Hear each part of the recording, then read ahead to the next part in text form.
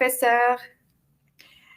Bonjour à tous, mesdames, messieurs, professeurs, dirigeants, praticiens et étudiants en gestion des technologies d'affaires au Québec. En tant que professeur en gestion des technologies d'affaires à l'Université de Québec à Rimouski, au campus de Lévis, c'est un plaisir de vous souhaiter la bienvenue aujourd'hui à l'événement Talent GTA Québec 2021. Qui est tenu en collaboration entre l'UQAR, campus de Lévis, la Faculté des sciences de l'administration de l'Université Laval et le réseau Mon Avenir TI et commandité par TechNation. Alors, cette première édition de l'événement Talent GTA Québec a pour objectif d'offrir une meilleure compréhension sur l'évolution du marché de l'emploi en technologie d'affaires, en amorçant la réflexion à travers des discussions entre les différents acteurs académiques et professionnels du domaine de la gestion des technologies d'affaires. L'événement vise aussi de favoriser le réseautage entre les employeurs, les personnes diplômées et la communauté étudiante de la GTA, être au fait des nouvelles attentes des employeurs en matière de transformation numérique, ainsi que de prendre conscience de l'impact de la crise pandémique sur la GTA et en révéler les perspectives de carrière. Éventuellement, nous souhaiterons maintenir des futures éditions dans les prochaines années pour l'événement Talent GTA Québec. Plusieurs conférences s'y dérouleront aujourd'hui. Donc, Jessica Sinclair, vice-présidente communication et marketing de l'Institut international d'analyse d'affaires, IBA, région de Québec, exposera leur soutien à la carrière pour les futurs employés. Mohamed Guettat, président directeur général de Momentum Technologies, présentera les métiers des données ou de la donnée. Et Elsa Turgeon, analyste fonctionnelle chez Lévio, abordera la transition vers le marché de travail. Ensuite, un panel se penchera sur l'impact et les conséquences de la crise sur l'évolution du marché de l'emploi. Aura lieu. Aussi, on va avoir une pause de 5 minutes entre chaque conférence, juste pour assurer la transition. Donc, soyez à l'aise de prendre ce temps de pause-là. Puis, on va avoir aussi plus d'une dizaine de kiosques virtuels qui s'y tiendront, des employeurs qui vont offrir des possibilités de carrière en gestion des technologies d'affaires, qui répondront aux questions, à vos questions par clavardage ou par vidéoconférence. Le comité organisateur de cet événement est composé de professeurs de l'ICAR, moi-même et mon collègue Hamid Nash, professeur en gestion de technologie d'affaires, Mathieu Templier, professeur en système d'information à la Faculté des sciences de l'administration de l'Université Laval, ainsi que Louis-André Marceau, directeur général de Mon Avenir TI, que je vous remercie beaucoup pour leur collaboration. Je voudrais remercier nos chers intervenants et intervenantes et conférenciers, conférencières. Donc, Jessica Sinclair, vice-présidente communication et marketing, IBA, région de Québec. Mohamed Guettat, président directeur général de Momentum Technologies. Elsa Turgeon, analyste fonctionnelle chez Lévio. Josiane Merson, vice-doyenne à la recherche et à l'innovation à FSA ULaval. Manon Sauvageau, présidente de l'IBA, région de Québec. Isabelle Pasco, vice-présidente Québec, GFT Canada, et Pascal Baudouin, chef d'équipe, Centre d'excellence en analyse d'architecture d'affaires chez Beneva. Sans tarder, je vais donner la parole à M. Talussier Lassalle, qui est gestionnaire principal de programme Québec et Atlantique chez TechNation Canada, pour nous présenter le programme Career Ready. Alors, bienvenue Talussier, à vous la parole. Merci Amal. Alors, c'est un plaisir d'être ici aujourd'hui pour représenter TechNation Canada avec mon chien qui est à côté de moi. C'est ça, nous, c'est un événement qui nous fait plaisir de soutenir parce que, comme les gens qui nous connaissent le savent, on est très impliqués dans tout ce qui concerne la relève et puis la création de réseaux d'affaires pour soutenir l'industrie des technologies au Canada. Ma présentation aujourd'hui va être très courte. Elle va porter non pas tellement sur TechNation Canada, bien que je vais mentionner très rapidement ce que nous faisons. Elle va surtout porter sur un programme de subvention salariale qui permet aux entreprises d'embaucher des étudiants en technologie à peu de frais. Donc, je vais rapidement passer à la présentation que voici. Donc, dans un premier temps, simplement mentionner ce que Technation Canada fait et comment on est constitué. En fait, Technation Canada est une association à but non lucratif qui est composée par des membres. Ces membres-là sont des entreprises du domaine des technologies et on a plusieurs axes d'intervention. On fait beaucoup d'interventions, de démarchage auprès du gouvernement fédéral pour s'assurer que les politiques qui sont développées, surtout en lien avec la main-d'œuvre, vont dans le sens qui aide la prospérité des entreprises technologiques au Canada. Et on a une panoplie de programmes à l'interne qu'on administre, certains conjointement avec le gouvernement, d'autres qu'on a créés de toutes pièces et qui servent à soutenir la création d'une relève et de main-d'œuvre suffisante pour le marché de l'emploi dans les technologies. Et le programme dont je vais vous parler aujourd'hui, c'est le programme Career Ready, qui permet d'embaucher des étudiants. Donc, l'objectif du programme, c'est essentiellement ça, permettre aux entreprises d'embaucher des étudiants à peu de frais et donner aux étudiants, évidemment, des opportunités d'emploi pendant qu'ils sont étudiants, dans des bonnes conditions et leur permettre de préparer leur avenir professionnel. Le programme s'adresse surtout aux entreprises de petite moyenne taille. Il y a rien qui empêche une entreprise de grande taille de l'utiliser, même qu'il y a des entreprises qui l'utilisent massivement avec l'embauche d'une centaine d'étudiants par cohorte, par période d'emploi. Donc, je vais revenir là-dessus pour vous expliquer le fonctionnement du programme très, très rapidement. Mais essentiellement, c'est ça, c'est un programme qui vise à aider les entreprises. Donc, pour qu'un étudiant soit admissible, il faut qu'il soit citoyen canadien résident permanent au statut de réfugié. Donc, on n'accepte pas malheureusement les étudiants internationaux dans ce programme-là. C'est un programme qui est financé par le gouvernement fédéral, donc c'est eux qui fixent les critères. Nous, on l'administre pour eux, autrement dit. Il faut que l'étudiant soit inscrit dans un programme, dans un établissement d'enseignement postsecondaire. Donc, on parle ici de cégep, université. Le programme n'a pas à être en lien avec les technologies. C'est simplement l'application, donc le travail, le milieu de travail, l'expérience de travail doit comporter l'utilisation de certains nombres de technologies au sens large. Donc, ça peut être des emplois dans le domaine du développement des affaires, de l'administration des ressources humaines. À partir du moment où l'étudiant fait usage de technologies dans son travail, c'est accepté. Donc, tous les programmes sont admis. Comment trouver un étudiant? Bien, les meilleures personnes pour vous aider à trouver des étudiants, ce sont les services de placement des cégeps et universités avec lesquels on peut vous mettre en contact, mais il n'y a rien qui vous empêche de mettre une offre d'emploi sur votre site préféré. Il y a 3 périodes de stage pendant l'année, donc on fonctionne à l'année à coût de 4 mois. Donc, janvier, avril, mai, août, septembre, décembre. On peut réembaucher le même étudiant pour plus d'une période et obtenir la même subvention. Il faut juste refaire la demande à chaque fois qu'on franchit une période de 4 mois comme ça. Et la subvention, elle, ce qu'elle offre, c'est 50% du salaire du stagiaire jusqu'à concurrence de 5 000 $ par période de 4 mois. Et la subvention est majorée à 70% jusqu'à un maximum de 7 000 $ pour les étudiants qui sont issus des groupes qui sont sous-représentés en technologie. Donc, ça inclut les femmes. Donc, à partir du moment où vous embauchez une femme, ben, cette étudiante-là va avoir le droit de vous faire obtenir 70% jusqu'à un maximum de 7 000 $ en subvention salariale. Et les autres groupes sous-représentés sont indiqués là, les Autochtones, minorités visibles, nouveaux immigrants, personnes handicapées, étudiants de première année, étudiant qui fait son premier stage. Alors, voilà. Sauf que depuis l'an dernier, à cause de la COVID, c'est une mesure spéciale qui a été adoptée par le gouvernement fédéral. Et jusqu'au 30 avril de l'an prochain, tous les étudiants, peu importe à quel groupe ils appartiennent, ont droit de recevoir à 75% jusqu'à concurrence de 7 500 $. Donc, tout étudiant confondu vous permet d'obtenir ce montant-là en subvention salariale. Maintenant, je vais m'arrêter ici. Si vous avez des questions, je vous laisse mon courriel.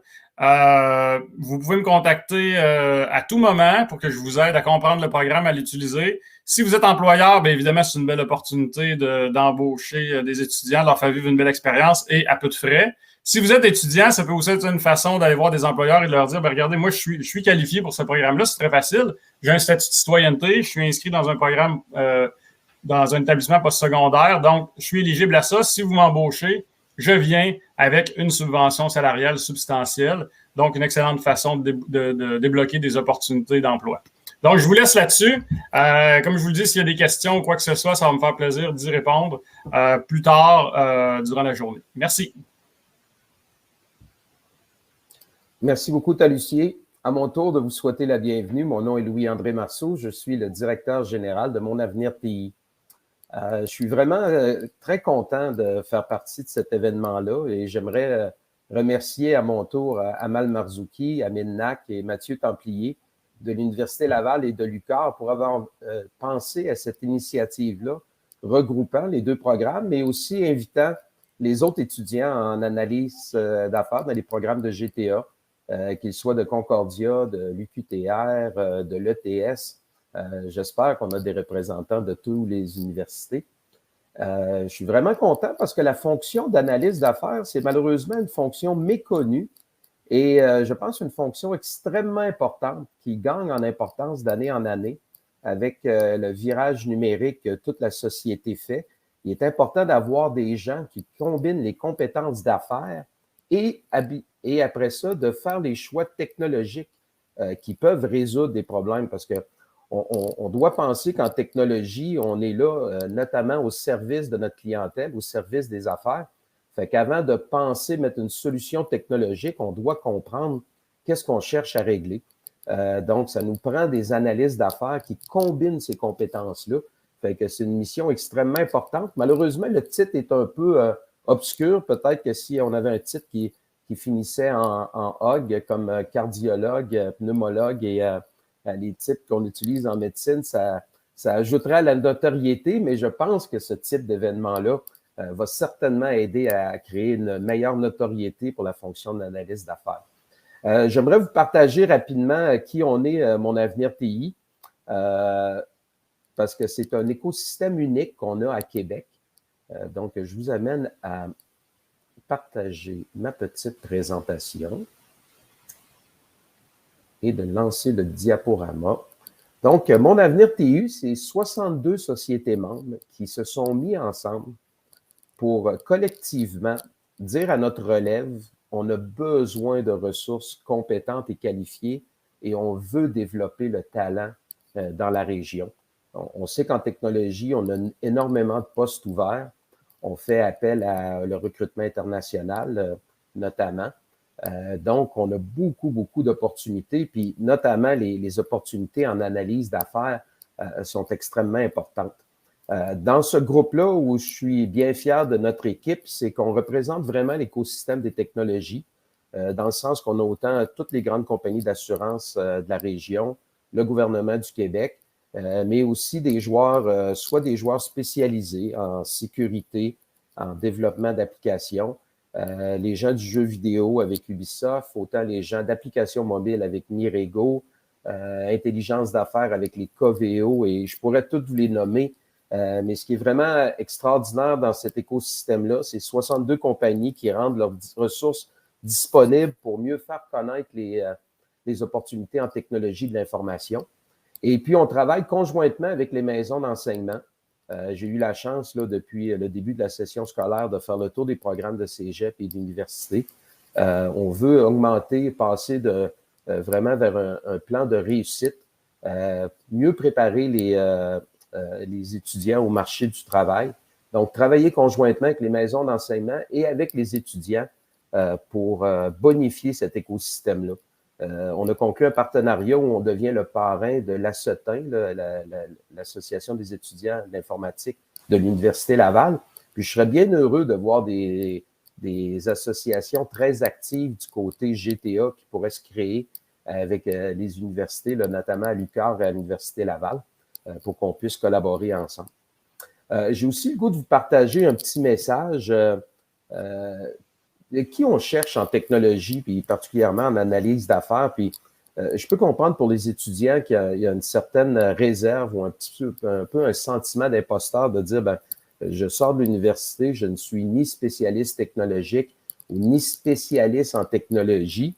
Ben, les employeurs ils sont fort conscients de ça, puis ils s'attendent à continuer à travailler avec vous pour vous aider à développer vos compétences. Mais ce que les employeurs recherchent surtout, c'est la passion, l'enthousiasme la responsabilisation des gens qui sont autonomes, qui aiment travailler en équipe, qui ont du leadership. Je vous laisse lire ça rapidement. Je ne vais pas tous les passer.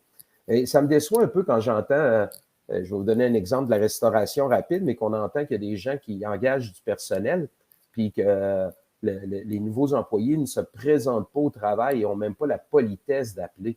Fait que je pense que on recherche des habilités du savoir-faire, mais on cherche beaucoup du savoir-être.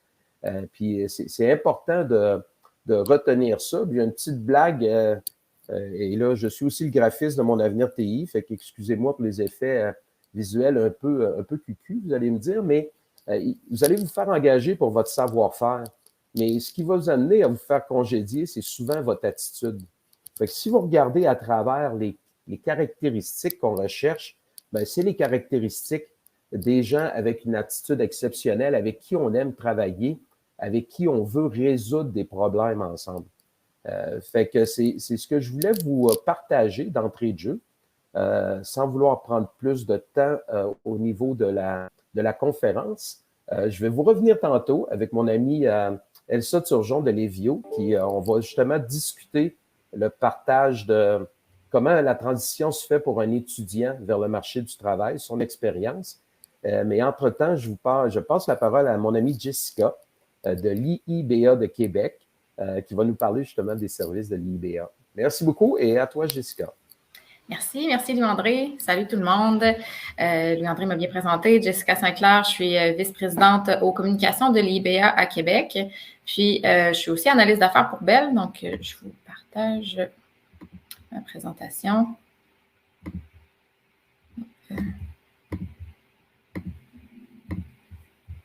Et voilà. Donc, je voulais commencer par, dans le fond, je vais vous parler de l'IIBA, qui est l'Institut international de l'analyse d'affaires.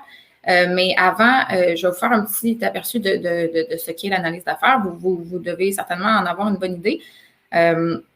Mais ça peut quand même toucher, ça peut être très varié et très large, l'analyse d'affaires. Donc, je commence avec une petite description qui m'a fait bien rire, que j'ai vue dernièrement. Puis, la traduction libre se lit comme ça. Une personne qui fait un travail de précision approximatif basé sur des données non fiables fournies par des gens aux connaissances contestables. Fait que vous comprendrez là, que c'est une petite blague. Là. On pourrait dire aussi un sorcier ou un magicien. En fait, c'est parce que l'analyse d'affaires évolue majoritairement dans un environnement qui n'est pas très clair. Puis c'est pour ça qu'il existe. T'sais. Un analyse d'affaires, il va cadrer, c'est lui qui va venir mettre les cadres, puis les guides, puis les objectifs, puis évaluer la portée des projets, puis des différentes structures qu'on va mettre en place. Donc, c'est bien rare qu'il y a de l'information ou de la donnée qui est super claire. Ça va être son rôle d'aller chercher cette information-là, puis d'aller, en fait, c'est ce qu'on appelle l'élicitation des besoins là, dans le langage de l'analyse d'affaires. C'est d'aller vraiment comprendre les besoins des clients puis de toutes les parties prenantes. Donc, si on regarde la définition de l'analyse d'affaires telle que le BABOC le définit, c'est une pratique qui consiste à favoriser le changement dans les entreprises en définissant les besoins pour recommander des solutions qui offrent une valeur aux parties prenantes. Donc, c'est ce que je vous disais, c'est d'aller vraiment poser un paquet de questions à tous les gens impliqués du début à la fin d'un processus ou d'un système ou d'une procédure, puis qui sont affectés par des problématiques ou par des limitations dans leur quotidien pour en venir à faire un plan de changement, donc de bouger vers une solution qui va offrir plus de valeur à ces parties prenantes-là. Donc, si je vous donne un exemple, dans l'ancien emploi que j'occupais, quand je travaillais, j'étais analyste d'affaires, mais pour le département de support à clientèle. Donc, quand je suis arrivée dans ce département-là, le processus qui est les équipements que vendait cette compagnie-là devaient être recalibrés une fois par année. Donc, tout le processus de faire revenir ces équipements-là à la manufacture pour calibration se faisait par courriel, puis par téléphone avec le client. Puis, le client ne savait jamais vraiment trop c'était quand qu'il fallait qu'il fasse sa calibration. Puis, à un moment donné, il appelait, puis là, c'était trop tard ou c'était trop tôt. Fait il y avait beaucoup de flou pour le client là-dedans. C'était long, c'était plusieurs échanges. Puis, le but du projet, en fait, c'était d'essayer d'automatiser ça au maximum, d'automatiser le processus, puis de faire en sorte qu'il y ait beaucoup moins d'interactions entre le client puis le département du support. Fait que là, pour faire en sorte d'automatiser ce processus-là, il a fallu parler pas juste aux clients puis pas juste au support. Ça impliquait les opérations, ça impliquait la logistique, ça impliquait les TI qui allaient devoir mettre le système, de construire le système pour que ça supporte ces processus-là puis que ça s'automatise sans perdre d'informations, sans misguider, c'est pas le bon mot, sans éloigner le client de son objectif. En fait, c'est d'aider le plus possible, d'appuyer le client et l'équipe de support dans leur processus. Donc, vous voyez, ça, c'est un exemple d'un projet sur lequel vous pourriez être amené à travailler en entreprise.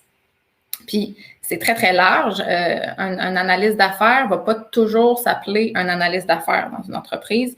Du moment que vous êtes appelé à travailler avec plusieurs départements, avec plusieurs intervenants qui ont des besoins différents, qui ont des compréhensions différentes, des objectifs différents, nécessairement, vous allez en venir à faire un peu de l'analyse d'affaires.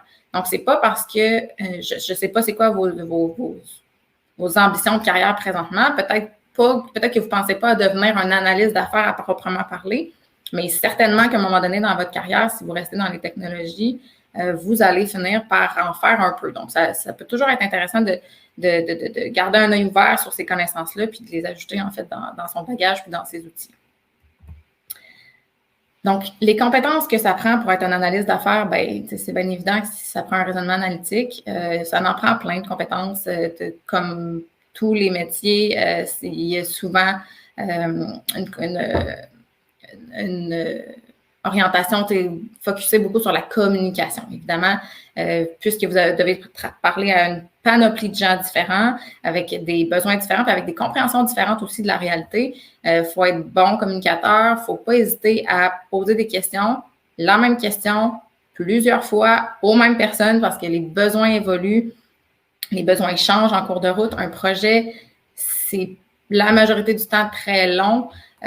C'est impossible que les besoins qui sont identifiés au jour 1 soient les mêmes quand on est rendu 1 an ou 2 plus tard. Ça évolue. C'est important qu'il y ait souvent un analyste d'affaires, parfois quelqu'un qui aura un autre titre, mais qui aura la charge de collecter ces informations-là, de traquer dans le temps l'évolution des besoins, de maintenir les informations à jour dans de la documentation, puis d'essayer de voir comment s'imbriquent les 3 sphères ici que le dessin vous montre, soit la stratégie de l'entreprise, les requis d'affaires et les requis de solutions. Donc, c'est important que les 3 se parlent, que les 3 visent le même objectif pour en arriver à un projet ou un produit qui va être le plus efficace possible et qui va amener le plus de valeur possible, mais à toutes les parties prenantes. Donc, vous voyez, on va souvent revenir sur les mêmes sujets, on va revenir sur des discussions qu'il y a eu dans le passé qui avaient été, semblerait-il, cannées. Ça se peut qu'il y ait des changements, puis il faut être ouvert à ça. Donc, c'est sûr qu'il faut être beaucoup orienté solution parce que la solution va souvent changer. Donc, il faut être quick, il faut être prêt à se tourner sur un dizaine puis revenir sur des solutions auxquelles on avait pensé plus tôt ou faire des combinaisons d'autres solutions qu'on avait déjà réfléchies. Pour nous aider, c'est sûr que probablement que vous envoyez déjà dans votre cursus scolaire des outils de collaboration. On en utilise plusieurs au quotidien. Des trucs comme Miro, Jira, Lucidchart pour faire des diagrammes de processus, Confluence pour échanger de la documentation. Donc, c'est sûr que c'est des outils qu'on utilise souvent, mais il faut aussi avoir une bonne compréhension des systèmes d'entreprise. Puis là, je ne dis pas d'être capable de jouer dans chacun des systèmes d'entreprise ou de comprendre exactement comment ils fonctionnent, mais d'au moins d'avoir une vue globale parce que dépendamment dans quel type d'entreprise vous allez évoluer, tous les systèmes TI, en fait, qui supportent leur processus d'affaires ou leurs besoins d'affaires vont en tout temps être inclus dans les projets que vous allez faire, pas nécessairement tous les systèmes, mais plusieurs d'entre eux. Donc, plus votre connaissance est large, des systèmes comme les CRM, les ERP, des systèmes de facturation, de logistique, tous ces outils-là, ces technologies-là sont importantes à comprendre. Donc, les possibilités de carrière. Comme je vous disais, c'est pas parce que tu t'appelles pas analyste d'affaires que tu n'en fais pas.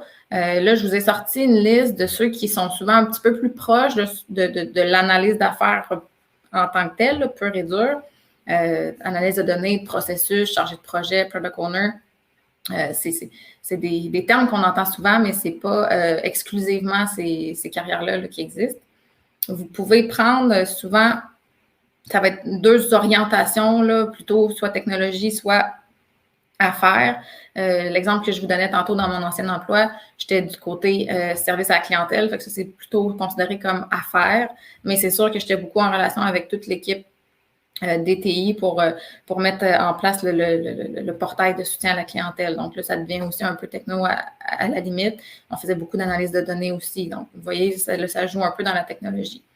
Il y a beaucoup aussi, en ce moment, c'est hyper populaire, là, tout ce qui est cybersécurité, machine learning et tout ça, c'est vraiment plus orienté techno, mais il y a beaucoup de besoins d'analyse d'affaires dans ces domaines-là. Donc, si c'est quelque chose qui vous intéresse, en fait, je vous invite à consulter les formations que l'IBA offre. D'ailleurs, on va passer à ce sujet-là. Je vais vous présenter ce qu'est l'Institut international d'analyse d'affaires. En fait, ça a été fondé en 2003 à Toronto. Si je ne me trompe pas, c'est une organisation canadienne. L'objectif de cette organisation-là, c'est de supporter, en fait, la pratique et la communauté d'analyse d'affaires à travers le monde. La communauté d'analyse d'affaires et de professionnels de TI, devrais-je dire. Là, vous n'êtes pas obligé de porter le titre d'analyse d'affaires pour faire partie de cette organisation-là. Vous n'êtes pas obligé non plus d'avoir des certifications de l'IBA pour faire partie de l'organisation. Ce sont des offres que l'IBA a dans son portefeuille, mais ce n'est pas une obligation pour faire partie du regroupement. Donc, l'IBA, c'est plus de 29 000, je dirais peut-être même 30 000 membres à travers le monde. Plus de 120 chapitres. À Québec, on a l'IBA Région de Québec.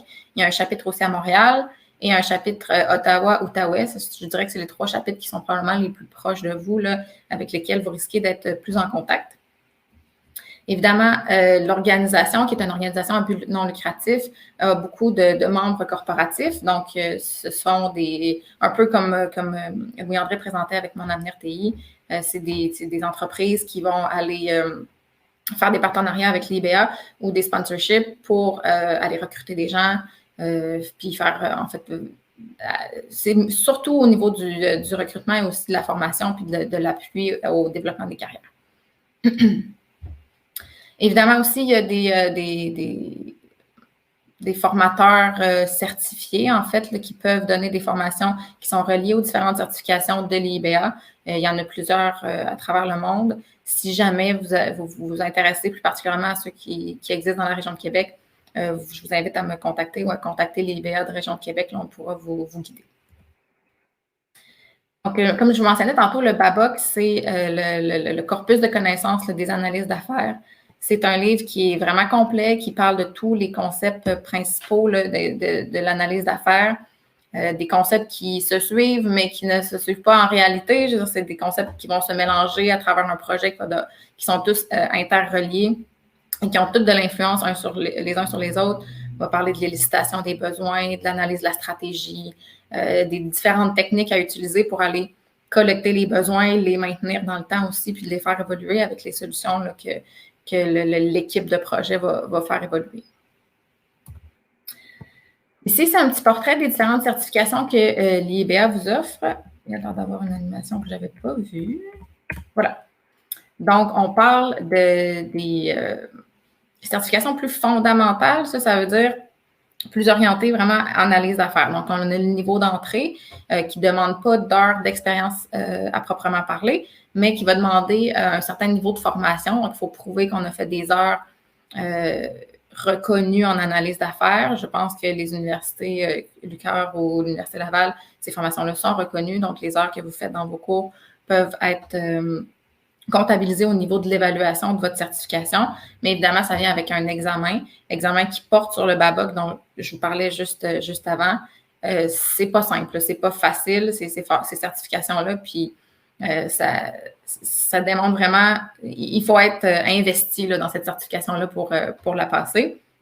Même chose quand on arrive au CCBA et CEBAP, c'est des formations qui vont demander beaucoup d'expérience, qu'il faut prouver à travers différents projets. Ces expériences-là doivent toucher, si je ne me trompe pas, c'est 9 concepts principaux de l'analyse d'affaires. Puis aussi des heures de formation, un peu pareil comme le CBA, mais un petit peu plus d'heures. Au niveau des formations spécialisées, là, c'est des formations qui sont un petit peu plus génériques, je vous dirais, au domaine des TI. Donc, l'analyse agile, l'analyse de données, hyper en demande, hyper croissant en ce moment. La cybersécurité aussi, dont je vous parlais tantôt. L'IBA, en 2020, a fait un sondage au niveau des membres de l'IBA international pour évaluer c'était quoi les avantages de certification selon les répondants. Vous pouvez voir ici que ce qui ressort le plus, c'est la confiance au travail puis l'épanouissement au travail. Puis ça, c'est indéniable. En fait, vous voyez, vous passez... Avoir un bac, avoir une maîtrise, c'est hyper pertinent. Ça prouve une rigueur et une détermination, certainement. Ça amène plein de connaissances générales qui vous permettent d'évoluer plus facilement dans le marché du travail, à mon avis. Mais des certifications qui sont précises comme ça, comme celles que l'IBA offre, ou encore le PMI ou plusieurs autres organisations dans le milieu des TI, ça vient vous donner une expertise un petit peu plus approfondie d'un domaine en particulier, puis ça vous donne des compétences qui sont encore plus tangibles, là, si je peux dire. C'est pas vraiment le mot tangible, mais au quotidien, vous allez pouvoir les appliquer, puis vous allez sentir que vous êtes plus à l'aise dans ce que vous faites, vous êtes plus en confiance des différents projets que vous menez de front. Donc, je suis tout à fait d'accord avec les résultats là, qui s'affichent ici. J'ajouterais même que de plus en plus, on voit sur les offres d'emploi, du moins de la région de Québec, là, que les certifications de IBA sont un atout là, sur différents types de rôles, que ce soit même architecte fonctionnel, analyse d'affaires, architecte de solutions. Il y a toutes sortes de différentes certifications aussi, mais ça commence à se démarquer là, au niveau de la demande puis des offres d'emploi. Donc, à Québec, vous avez, comme je vous disais, le chapitre IBA Région de Québec. Notre objectif, c'est d'être le catalyseur du développement de l'expertise en analyse d'affaires. Donc, et la mission qu'on se donne, dans le fond, c'est d'aider l'intégration des meilleures pratiques là, dans l'analyse d'affaires dans les organisations de la Ville de Québec. Donc, on veut être la référence pour les analyses d'affaires, les chargés de projet, les gens qui évoluent en TI. Il y en a beaucoup à Québec, autant au niveau gouvernemental que privé. Des firmes de consultants, il y en a énormément aussi. On veut être la référence pour eux, de venir nous voir, puis de venir s'informer, de venir ajouter à leur bagage de connaissances, puis de réseautage aussi. Donc, je vous fais fi des valeurs, mais je vous amène à notre offre directement. Ce qu'on fait pour les analystes d'affaires à Québec et pour la communauté, en fait, même des TI, on offre à tous les mois des conférences mensuelles. Par exemple, ce mois-ci, c'est la transformation numérique en temps de COVID. C'est ce soir, d'ailleurs. On a eu des formations qui étaient sur les villes intelligentes, l'intelligence artificielle, l'analyse de données. On a des fois des conférences qui sont un petit peu plus soft skills, comme mentionnait Louis-André, un peu comment évoluer dans les relations, dans un domaine de TI et de projet. On va souvent changer d'équipe, on va rencontrer toutes sortes de personnes différentes. Donc, c'est le genre de conférence qu'on offre à tous les mois. On a aussi un groupe d'études qui se concentre exclusivement sur le BABOC, qui va aller vraiment en détail dans chacun des concepts, dans chacun dans des techniques, dans l'évolution, en fait, d'un processus d'analyse d'affaires. C'est un groupe d'études qu'on tient une fois par année. Cette année, il va être à l'hiver 2022, donc probablement à partir de février. Et ce groupe d'études-là, vous pouvez le comptabiliser dans vos heures pour être éligible à la certification ECBA. On fait aussi à chaque année des événements spéciaux. L'année passée, on a tenu le colloque analyse. C'était notre 3e. En fait, on le fait aux 2 ans là, en alternance avec Ottawa, Outaouais ou Montréal. En 2022, on va tenir le prix Graal, qui est la grande reconnaissance en analyse d'affaires et leadership.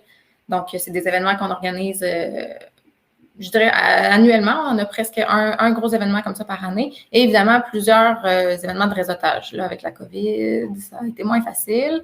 Mais en temps normal, là, on a des 5 à 7, des rencontres ou des ateliers de travail sur des mini-cas, par exemple, qu'on va offrir pour vous permettre, en fait, de réseauter avec différentes entreprises, différents professionnels et experts là, du domaine des TI et des affaires, et beaucoup d'analyses d'affaires, évidemment. Donc, ça vous permet aussi de rencontrer les partenaires qui font affaire avec l'IBA Région de Québec puis qui sont toujours à la recherche de nouveaux talents. Alors, ça fait le tour pour ma présentation aujourd'hui. Si vous avez des questions, n'hésitez pas à me faire signe. Je vous remercie pour votre temps. Merci Jessica pour cette conférence et présentation très, très intéressante. Alors, moi, j'aurais une question à te poser. J'enseigne l'analyse d'affaires à l'UQAR cette année. Je l'ai enseigné à la faculté de sciences de l'administration de l'Université Laval aussi. Les étudiants se posent toujours la question, quel serait mon principal défi en tant que jeune diplômé à occuper un poste d'analyse d'affaires? C'est une bonne question. En tant que jeune diplômé, je dirais que ça dépend si c'est quoi l'expérience aussi, mais certainement d'être confronté à plusieurs experts de plusieurs domaines différents. Pour moi, ça a été un des plus grands défis là, au début de ma carrière de m'adapter à ces différents langages-là, parce qu'ils parlent tous un peu de la même affaire, mais pas tous de la même façon. Puis l'analyse d'affaires, ben, il sert à ça, à faire le pont entre les affaires puis les TI. Fait que si c'est la vulgarisation quasiment une bonne base de notre objectif en tant qu'analyste d'affaires. Donc ça, c'est un des plus gros défis, là, de comprendre le jargon de chacun, comment ils s'expriment dans leur projet pour comprendre la base commune, en fait, de leurs besoins. Super, merci Jessica. Je pense que lui, il va nous rejoindre aussi pour la transition. J'aurais peut-être une autre petite question pour vous. Vous avez parlé d'un ensemble de formations. Est-ce que ces formations-là, tous les étudiants, en fait, en GTA pourraient en bénéficier, puis les professionnels, ou comment se passe l'inscription? Les certifications de l'IBA, ça, c'est... oui, mais en fait, il n'y a pas pas obligé d'avoir terminé son diplôme ou quoi que ce soit. La certification peut se faire en cours de diplomation, il n'y a pas de problème. Il faut, par contre, être membre de l'IBA international. Donc, ça, c'est sûr que c'est un frais annuel là, de s'inscrire à cette organisation-là. Puis après, il y a des frais aussi pour payer ces certifications-là là, qui sont des certifications professionnelles reconnues. Super. Merci, Jessica. À toi, la parole, Louis-André. Bien, merci beaucoup, Jessica. C'était fort intéressant de voir qu'à Québec, notamment, pour nos jeunes diplômés, mais aussi pour tous les analystes d'affaires, il y a cette communauté d'intérêt qui permet de continuer à développer les expertises de façon continue, les adapter aussi aux certifications disponibles dans le marché. Fait que fort intéressant. Donc, nous, je crois qu'on arrive à une petite pause. Le temps d'introduire notre prochain conférencier, de le reconnecter. C'est peut-être pour certains d'entre vous l'occasion de profiter de votre certificat Uber Eats. Sinon, on se rejoint dans 5 minutes pour notre ami Mohamed Guetta de Momentum.